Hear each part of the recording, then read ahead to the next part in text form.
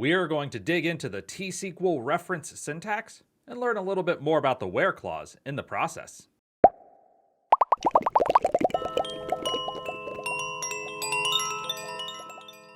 Welcome to this video on querying SQL Server. My name is Kevin Fiesel, and I am the proprietor of Catalaxy Services LLC, a consulting firm which specializes in work all across the data platform space, especially SQL Server. In this video, we will take a deeper look at the where clause as it applies to T-SQL. In order to do this, we'll build off of Microsoft Learn's documentation and understand how to read its syntax conventions. Here is the T-SQL syntax convention page in Microsoft Learn. This describes a pseudo-language intended to tell you everything you need to know about some bit of T-SQL syntax. This provides us some additional information above and beyond the T-SQL syntax itself. With this pseudo-language, we can see which parameters and selections exist for a given function or operator, and whether these things are mandatory or optional. This is all rather broad and generic, I know, but we're analyzing a meta-language here, so let me be hand-wavy for a little bit. Now, I'm going to discuss briefly the elements of this table. Don't worry, there won't be a quiz. Probably. At the top, we have T-SQL keywords, user-supplied parameters, and specific object names. These are easy enough to spot in context, so no need to belabor that point. Vertical bars denote options. We can choose A or B or C, but only one of them. Brackets are optional syntax items, meaning that we can choose either to include it or not. For example, the entire where clause is optional on a T-SQL query. I can write a valid query with one or without one. The curly braces denote a required syntax item. If we include a where clause, we need a predicate. Where something something something. So where as a clause is optional, but if we include it, we need a full predicate like where ticket price greater than 50. If we see an ellipsis followed by an in inside brackets, that's a sign that we can repeat the above thing some number of times. There are a couple versions of it in the reference syntax, one separated by commas and one without comma separation. Thinking about this on a where clause, we can separate expressions with and, or not, but do not need commas between them. By contrast, we need commas between elements in the select clause. The next line is my favorite, because I love how aspirational it is. T-SQL requires semicolons at the end of statements. This has been true since SQL Server 2008, which deprecated operations lacking semicolon terminators. What's the likelihood Microsoft will enforce this across the board? Hard zero, because to enforce this would immediately break so much T-SQL code around the world that heads would spin, possibly literally. By the way, this includes Microsoft-owned T-SQL code like in the SQL Server Agent, SQL Server Reporting Services, and Microsoft Dynamics. So yeah, you should end your T-SQL statements with semicolons because it's the right thing to do, but let's not kid ourselves here. The last symbol in here is how the T-SQL reference defines a block. The label for a block goes in angle brackets. That is, a less than sign and a greater than sign. And we define what's involved in a label with : equals. Okay, we've spent a fair amount of thought looking at what makes up a T-SQL syntax diagram. Let's see what this gets us when we look at the where clause. And here we go.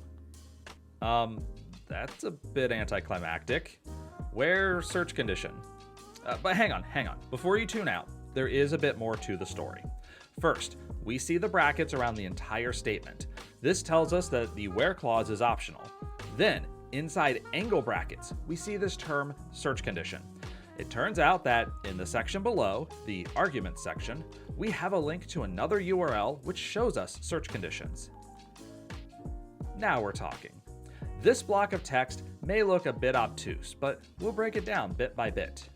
The first thing we'll look at is the search condition label. Remember that this was the label our where clause uses. We can see that there are three ways we can apply a search condition. First, we can use the match operator and pass a graph search pattern in parentheses.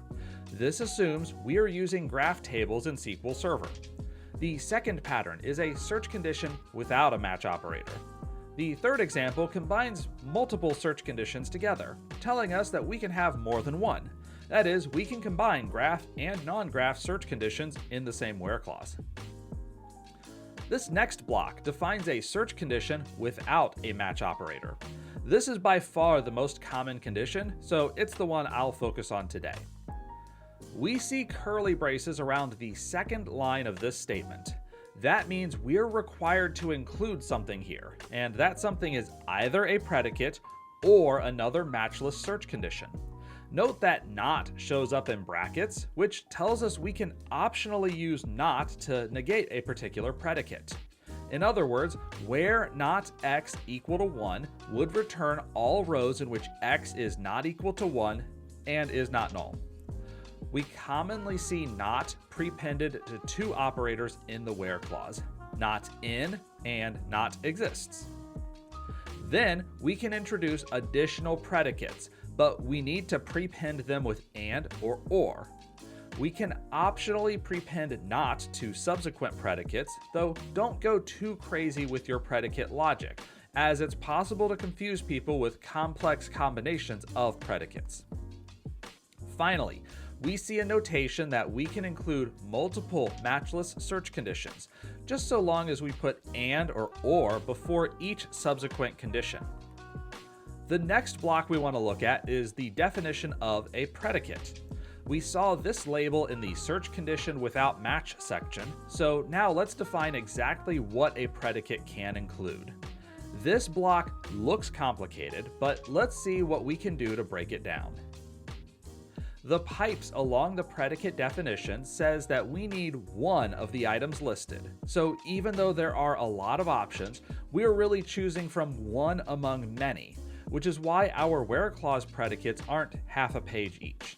The first option is that we can compare some expression to some other expression with one of our comparison operators. Looking through this list, I don't think I've ever used the not greater than or not less than operators.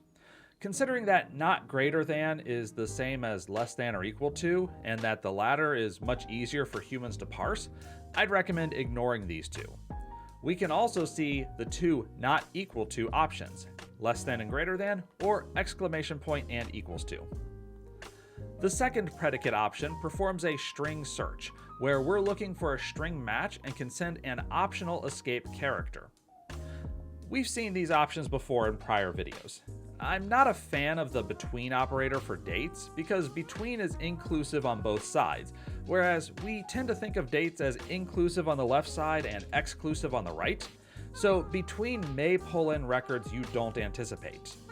You can always replace a between operation as a combination of inequality comparisons, so there's never a case where you absolutely need to use it.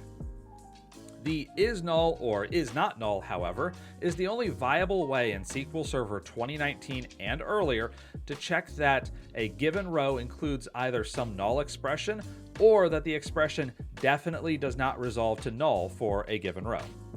With SQL Server 2022, we also have is distinct from and is not distinct from, which performs a check of value equality as well as whether both sides are null, something the equal sign doesn't handle.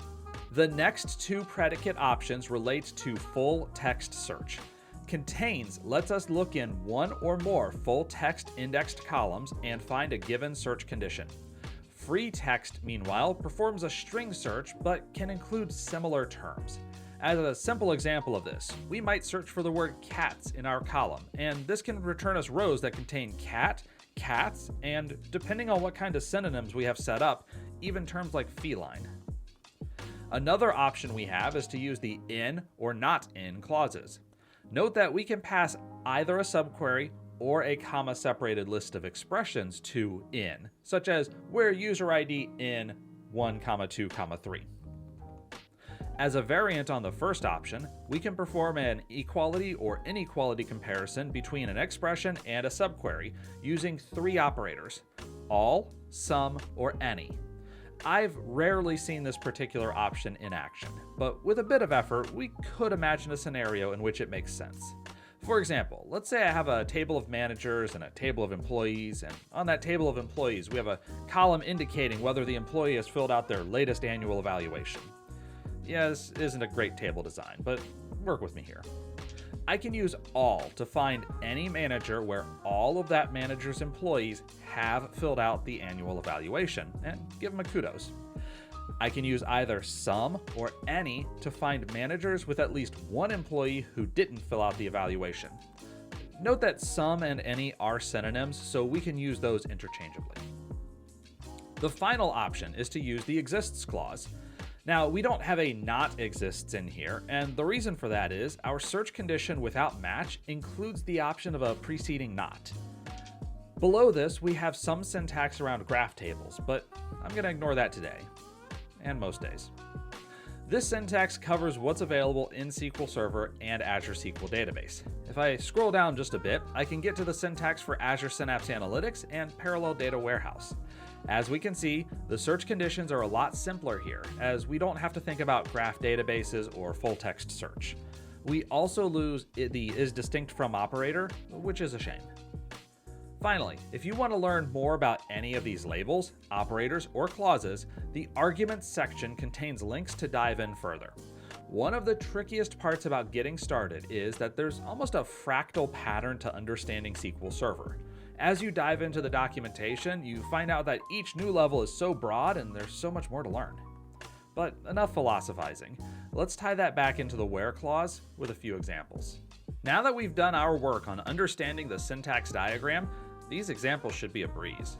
First up, we have an equality operator. Next up is a string operation using like. We can see that the percent signs are on each side of the expression, performing a search which contains the letter SMI anywhere in the string.